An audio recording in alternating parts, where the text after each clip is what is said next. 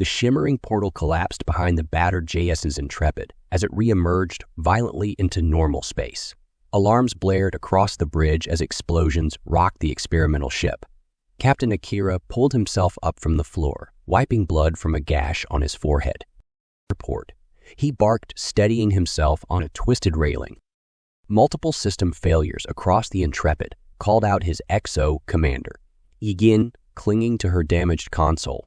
It looks like the same wormhole instability that pulled us off course during our first jump attempt.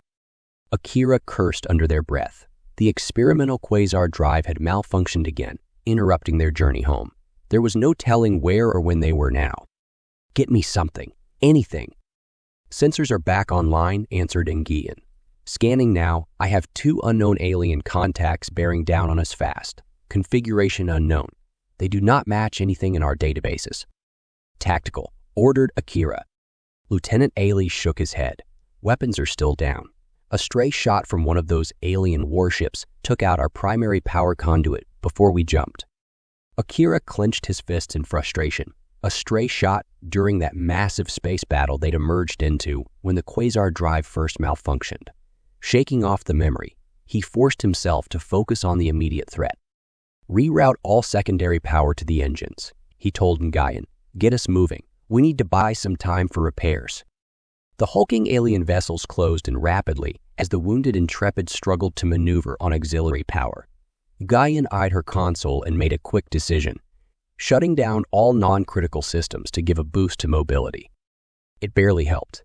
The mysterious alien ships were nearly on top of them when they abruptly stopped and went silent. Akira watched tensely as alien sensors played over the human vessel.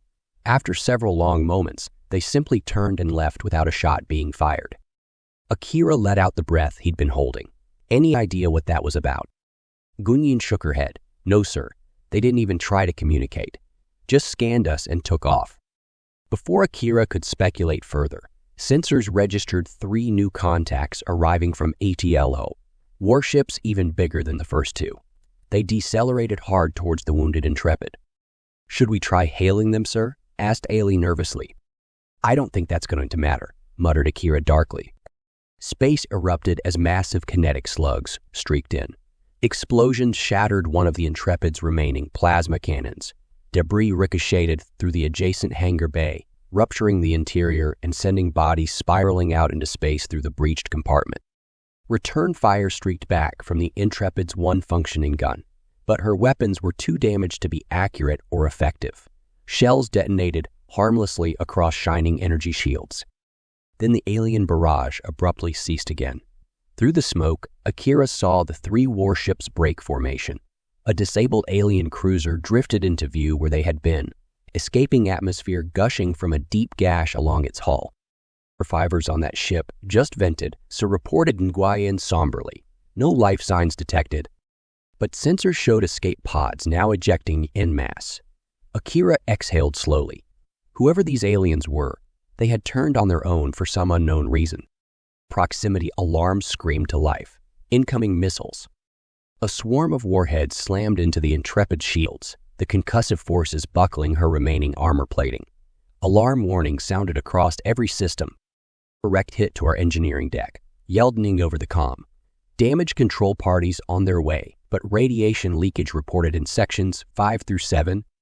Akira rushed to the comm, yelling evacuate those sections. Then switched channels. Chang, damage report. The Intrepid's lead engineer responded, her voice strained. Main power conduit is shredded beyond repair, sir. We've completely lost antimatter containment. I have no idea how to stop the leakage. You need to abandon ship, sir. Core overload is imminent. Akira closed his eyes. They couldn't repair the damage or restore containment. And with no main power, not even their jury-rigged quasar drive could activate to possibly whisk them away again. There was only one option.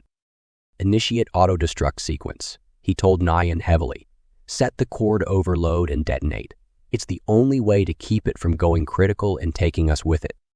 Nguyen gave the order with a cold determination. Alarms began blaring. Panicked activity erupted across the battered ship. Escape pods shot free by the dozens as the remaining crew scrambled to abandon the doomed Intrepid. 200 souls jettisoned within minutes. All but one. Captain Akira stood alone on his bridge, calmly entering coordinates as a countdown ticked away behind him. His ship couldn't flee or defend herself, but in death, she could still serve one final time. With mere seconds remaining, Akira entered the command, then ran for his life. At nearly the last possible instant, he dove into an escape pod and ejected free of the Intrepid's crumbling hull. Her autocannons fired a defiant salvo across the enemy warship's bows just as her reactors finally overloaded. Blinding light erupted, drowning out the battlefield. Alien sensors and targeting systems screamed warnings, then went dead from the electromagnetic discharge. As the glare faded, the enemy armada found itself suddenly blinded and surrounded by radiation. And when their vision cleared seconds later, they realized to their horror the energy wavefront had overtaken them faster than they could engage FL. Agonized alien screams echoed over dying comm channels as flesh melted from blackening bones. Then the detonation wavefront smashed through them like tissue paper, vaporizing ships and crew instantly. A handful of alien escape craft, which had withdrawn from combat range, scanned the aftermath in dismay. Where over 24 warships had hovered moments ago, only empty space and silent wreckage remained, along with a handful of pressurized life pods, one emitting English-language transmissions on all frequencies as it accelerated away from the graveyard. Inside his spherical escape pod, Captain Akira watched coldly as the life pods from the alien ship he destroyed moved to dock with those last surviving enemy warships. Before initiating the Intrepid's fatal overload, he'd sent her guns to target the largest vessel's fuel bunkers. The ship's detonation had irradiated the battlefield instantly. Now those crews would carry that same radiation with them, likely fatally contaminating whoever rescued them. Akira raised a small flask in salute to the fading explosion that marked his lost ship's grave. He and his crew may have escaped one doomed wreck only to float inside another tiny metal bubble in this uncharted region of space. But the Intrepid and her crews had won this last victory together, and he would make sure Earth one day learned of her final heroic hours.